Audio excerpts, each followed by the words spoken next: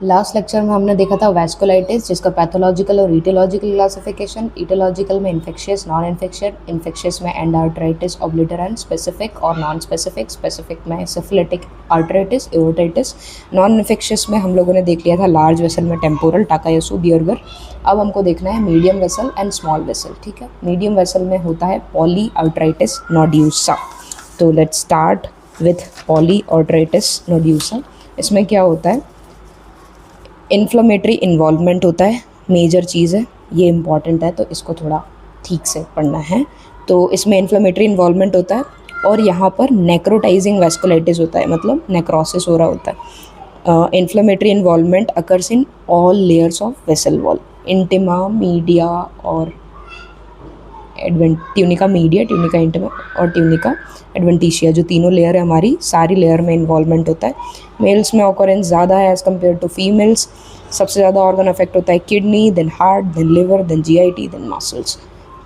Clinical features क्या देखने को मिलेंगे, फीवर हो सकता है, मेलाइस हो सकता है, वीकनेस हो सकती है, वेट लॉस हो सकता है, renal manifestation, vascular lesion in alimentary tract हो सकता है। ईटियोलॉजी क्या है, deposition of immune complexes and tumour related antigen. Deposition हो रहा है इम्यून कॉम्प्लेक्सेस का, which type of hypersensitivity reaction, type 3। ठीक है, एंड ट्यूमर रिलेटेड एंटीजन। अब यहाँ पर क्या है, हमको वेरियस स्टेजेस, माइक्रोस्कोपिकली हमको वेरियस स्टेजेस देखने को मिलती है। एग्जाम्पल, एक एक्यूट स्टेज होती है, फिर हीलिंग स्टेज होती है, फिर हील्ड स्टेज होती है। एक्यूट स्टेज में जो हमारी प्राइमरी डिसीज़ है वो दिखेगी, उसके बाद में हीलिंग में फाइब्रोसिस स्टार्ट होगा और हील्ड स्टेज में हमारा प्रॉपर फाइब्रोसिस देखने को मिलेगा। ठीक है, this is polyarteritis nodosa, nothing but an inflammatory condition, जिसमें कि हमारी जो तीनों लेयर्स हैं वो इन्वॉल्व हो रही हैं। क्लिनिकल फीचर वही हमारे fever, weakness, weight loss, renal manifestation.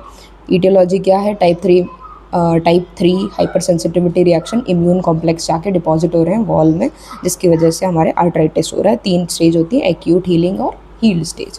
Next one is Kawasaki disease. Kawasaki disease का again it's a mucocutaneous lymph node syndrome, दूसरा नाम है कावासाकी डिसीज़ का। क्योंकि यहाँ पर म्यूकोक्यूटेनियस लिम्फ नोड जो है वो इन्वॉल्व होती है। It's a febrile illness, febrile यानी फीवर से एसोसिएट होगी with mucocutaneous symptoms like erosion of oral mucosa and conjunctiva. Skin rash हो सकते हैं, लिम्फेडेनोपैथी हो सकती है। ठीक है, ये mainly young children's and infants को अफेक्ट करता है। उसके बाद में इसमें ईटियोलॉजी अननोन है, बट पॉसिबल कॉज क्या हो सकता है, इन्फेक्शियस, जेनेटिक, टॉक्सिक, इम्यूनोलॉजिकल। ठीक है, कैरेक्टरिस्टिक फाइंडिंग क्या है, मल्टीपल एन्यूरिज्म ऑफ कोरोनरीज, मेनली कोरोनरीज के एन्यूरिज्म देखने को मिलते हैं। एन्यूरिज्म मतलब क्या होता है, एन्यूरिज्म मतलब होता है dilatation of the artery wall या फिर वेसल वॉल। ठीक है, जो हमारी नॉर्मल वेसल जा रही थी वो यहाँ से जाकर डायलेट हो गई, this is known as aneurysm, जो कि हमारा नेक्स्ट टॉपिक है, हम अगली बार में पढ़ेंगे। ठीक है, अब एन्यूरिज्म से क्या हो सकता है, भाई वॉल खिंचा रही है ना, खिंचा के तो पतली हुई तो फट भी सकती है, तो रप्चर हो सकता है। तो it can lead to haemorrhages, जो कि हमारे बहुत सारे कॉम्प्लिकेशंस को लीड कर सकता है, वो हम आगे पढ़ेंगे। Necrosis and inflammation of entire thickness of vessel wall. हमारा जो पॉली आर्टराइटिस नोड्यूसा था वो भी तीनों लेयर को इन्वॉल्व कर रहा था, this also involving the entire thickness of vessel wall. इसको इसीलिए क्योंकि वो भी ऐसा ही लग रहा है ना, हमको तीनों वॉल्स इंक्लूड कर रहा है, तो it's a infantile form of polyarteritis nodosa. ठीक है, तो तीनों को अफेक्ट कर रहा है, तो पैन है हमारे पास में, और Kawasaki it's a infantile form of pan. उसके बाद में द नेक्स्ट वन हमारा लार्ज वेसल हो गया, स्मॉल वेसल हो गया। अब हम मूव करेंगे the third category, medium vessel हो गया। अब हम मूव करेंगे स्मॉल वेसल पे। माइक्रोस्कोपिक सिस्टमिक पॉलीएंजाइटिस, वैगनर और मिसलेनियस, 3 चीज़ें और पढ़ना है, जल्दी से ख़त्म करते हैं। माइक्रोस्कोपिक सिस्टमिक पॉलीएंजाइटिस में क्या होता है, हाइपर सेंसिटिविटी होती है, एलर्जिक और ल्यूकोसाइटोक्लास्टिक वैस्कुलाइटिस, मतलब अगेन वही हमारे ल्यूकोसाइट का इन्वॉल्वमेंट है, हाइपर सेंसिटिविटी और allergic, the same thing, auto immune वाली चीज़ें हैं यहाँ पे सब कुछ। Group of syndrome differing from pan in having inflammatory involvement. ठीक है, ये जो है अगेन हम सारी चीज़ों को पैन से कंपेयर कर रहे हैं, तो pain is important. Polyarteritis nodosa most common जो है यहाँ पर स्किन इन्वॉल्व होती है, म्यूकस मेम्ब्रेन इन्वॉल्व होती है, lungs, brain, heart and GIT. Immunologic response है to identifiable antigen that may be bacteria streptococcus, staphylococcus, mycobacteria virus हो सकता है, hepatitis B, cytomegalovirus, malarial parasite हो सकता है, सर्टेन ड्रग्स हो सकते हैं। ठीक है, अब यहाँ पर क्या है, माइक्रोस्कोपिक सिस्टमिक है, तो यहाँ पर हमारे कुछ माइक्रोब्स भी इन्वॉल्व होते हैं, ऐसे याद रख सकते हैं आप। ठीक है, नेक्स्ट जो है हमारा वैगनर ग्रैनुलोमेटोसिस है, जिसको हम लोग ग्रैनुलोमेटोसिस विथ पॉलीएंजाइटिस भी बोलते हैं। नेक्रोटाइजिंग वेस्कुलाइटिस है, अगेन यहाँ पे नेक्रोसिस होगा, वेस्कुलाइटिस होगा, ये थोड़ा सा ट्रायड आप याद रख सकते हैं। यहाँ पर क्या होगा, एक्यूट नेक्रोटाइजिंग ग्रैनुलोमास फॉर्मेशन होंगे of upper and lower respiratory tract.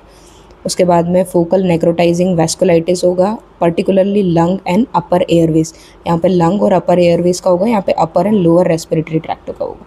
Focal और डिफ्यूज नेक्रोटाइजिंग ग्लोमेरुलोनेफ्राइटिस, यानी जो हमारा ग्लोमेरुलस है किडनी के अंदर, उसके अंदर में नेक्रोसिस होगा, जिसकी वजह से हमारे पास में इन्फ्लेमेशन हो रही है, ग्लोमेरुलोनेफ्राइटिस।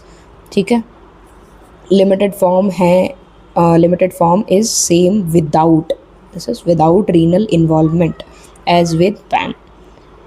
ठीक है, again we are comparing with PAN. Males जो है उसमें ज़्यादा होता है as compare to female. Most common जो लंग्स, पैरानेजल साइनस, नेजोफेरिंग्स, ये हमारे हेड के ऊपर वाले जो है नेजोफेरिंग्स, पैरानेजल साइनसिस और लंग्स को इन्वॉल्व करता है। ईटियोलॉजी पता नहीं है, but possibly circulating immune complex. यहाँ पर सी अन का प्रेजेंट होता है, it's a autoimmune disease, जहाँ पर cytoplasmic anti neutrophilic cytoplasmic antibody present है। Next one is miscellaneous hypersensitivity vasculitis, जहाँ पर क्या है,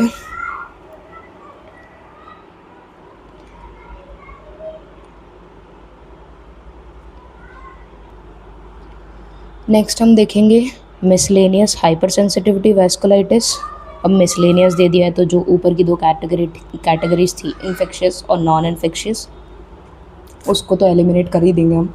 तो यहाँ पे क्या होगा, कोलाजन टिश्यू का डिसीज़, मतलब कोलाजन टिश्यू जो होगा उससे रिलेटेड डिसऑर्डर होंगे, like rheumatoid arthritis, ankylosing spondylitis और एसएलई, इन चीज़ों में ये चीज़ हो सकती है। Rheumatic fever, certain malignancies are associated with vasculitis. मतलब ये जो इतनी सारी चीज़ें हैं, इसके अंदर अगर सेकेंडरीली वैस्कुलाइटिस हो रहा है तो उसको हम बोलेंगे मिसलेनियस हाइपर सेंसिटिविटी वैस्कुलाइटिस। अब एक चीज़ है Reynolds disease and Reynolds phenomena, इसको थोड़ा सा देख लेते हैं हम। इसमें क्या होता है, रेनॉल्ड्स डिसीज़ जो है वो फंक्शनल वेजोप्लास्टिक डिसऑर्डर है, जो कि वैस्कुलाइटिस से थोड़ा अलग है। अभी हम इसको यहाँ क्यों पढ़ रहे हैं, क्योंकि इसको देख के ऐसा लग सकता है कि ये वैस्कुलाइटिस है, but this is not a vasculitis. यहाँ पे कुछ नहीं हो रहा है, इसमें जस्ट वेजोस्पाज्म हो रहा है, वेजो कॉन्स्ट्रिक्शन हो रहा है, affecting chiefly small arteries, arterioles of extremities. जैसे जो हमारे हाथ होते हैं, तो मेनली हमारी फिंगर टिप्स, इनको अफेक्ट करेगा ये। और यहाँ पे क्या होगा, जो हमारे फिंगर टिप्स की स्मॉल आर्टरीज हैं, आर्टीरियोल्स हैं, उनका वेजो कॉन्स्ट्रिक्शन होगा, तो वहाँ पर क्या होगा, साइनोसिस देखने को मिलेगा। तो ये मेनली फीमेल्स में होता है, यंग हेल्दी फीमेल्स में। सबसे पहले क्या होता है, जो हमारा वेजोस्पाज्म, इसमें 3 फेजेस होते हैं। सबसे पहले वेजोस्पाज्म हो रहा होता है, जिसमें इश्कीमिया होता है अगर, तो उसकी वजह से वेजोस्पाज्म की वजह से इश्कीमिया हो जाता है। इश्कीमिया हो जाता है तो हमारी जो फिंगर्स है, जैसे हमने दबाया तो इश्कीमिया हो गया अगर यहाँ पे, तो वाइट अपीयरेंस दिखेगा। फिर फेज़ 2 में साइनोसिस होगा, जैसे यहाँ से इश्कीमिया हो गया तो आगे की जो वेन्यूल्स है वो डायलेट हो जाएगी, तो उसका डीऑक्सीजनेटेड ब्लड है, जिसकी वजह से साइनोसिस होगा। लैक ऑफ ऑक्सीजन हो जाएगा, डीऑक्सीजनेटेड ब्लड ज़्यादा हो जाएगा। और थर्ड फेज़ में रेडनेस होगी, क्योंकि वहाँ पे र्यूबर दिखेगा, रिलैक्सेशन हो जाएगा वेजोस्पाज्म का, तो again it will turn into red. तो ये आपको याद रखना है, वाइट ब्लू रेड होता है, वाइट में वेजोस्पाज्म, फिर साइनोसिस, देन रिलैक्सेशन। ठीक है, ये होती है रेनॉल्ड्स डिसीज़। रेनॉल्ड्स फिनोमेना क्या होता है, जो रेनॉल्ड्स डिसीज़ होती है उसका कोई कॉमन कॉज नहीं पता है हमको। मोर कॉमन होता है females below 30 year of age. इसका कोई ट्रीटमेंट हमको एज सच रिक्वायर्ड नहीं होता है।